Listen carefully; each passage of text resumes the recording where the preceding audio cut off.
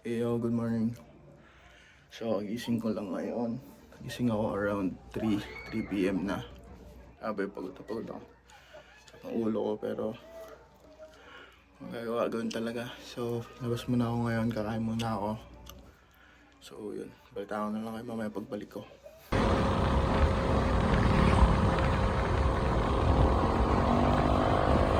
Hey guys, nakabalik na ako. Suntok pa ako. It's already 6 p.m. na. And bali, dami kong gagawin ngayon. Nagpe-prepare ako ng content ideas para do sa ads na gagawin ko. And ano pa ba? Yeah, yun. Just work. Ang choice kundi mag-work. So, hirap. Pero I gotta make this shit happen. I have to cry my ass off para ma-achieve ko yung mga bagay na gusto ko. Pero kailangan mo, if you want extraordinary things, you need to do extraordinary things in order to have that extraordinary results, right? So yeah, that's pretty much it. Update ko na lang kayo later. Basta ito ay kahapon is nag-start ako 21 October 21 pa, I don't know kung naman mag-trace. Actually, di ako maliligaw mamaya. And yeah, October 22 na today. Quick update lang. So, balita ko na lang ulit kayo mamaya pag mag-work na ako or pag natapos ko yung work ko. Hey, what up?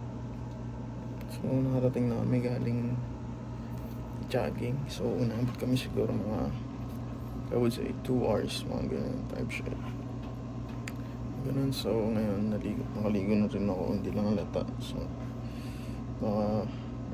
work lang ako. And siguro mga ilang oras, ang dami pa akong gagawin. Actually, nagawa ko ng iba dapat kong gawin.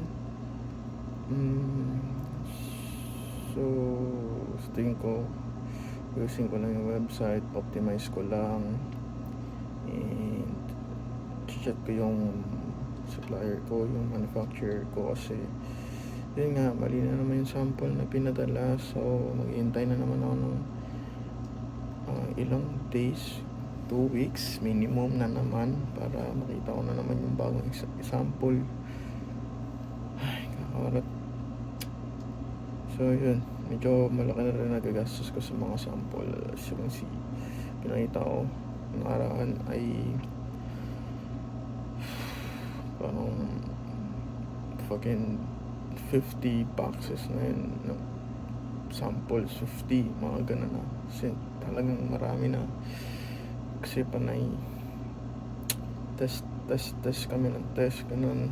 So, hindi pa rin perfect. Marami pang kailangan gawin. Hindi consistent yung sizes, and pati yung logo masyado maliit. It looks cheap. So, hindi ko alam if mabibenta mo yun, but actually yung marketing, walang magiging problema doon. Kaya ko yun. Problema lang yung product talaga, kasi hindi pa siya ganun ka perfect. Kaya ko ba dun sa manufacturer na yun, hindi consistent yung mga gawa niya or mga gawa nila. Kaya nag-isip ako if lilipat ba ako ng ibang supplier. Kaso hindi, since mahirap yun, kasi may stocks pa ako sa kanila. I don't know, hindi ko alam. So, negative tayo dun, but tuloy-tuloy lang.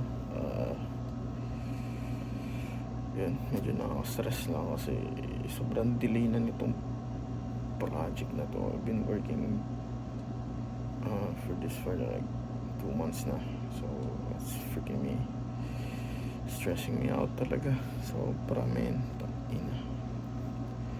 Pero dahil ganun talaga, so kailangan lang natin mag-stick sa plan. At yun, stick lang sa plan. Ano tayong choice kundi mag-check up. So yun, let's go. Update ko naman kay mamaya once tapos ako mag-work. So andito ako sa PC ko ngayon. PC ko, wala ko sa laptop, hindi yung laptop sa likod. So lock in muna, lock in para yun, tuloy-tuloy na.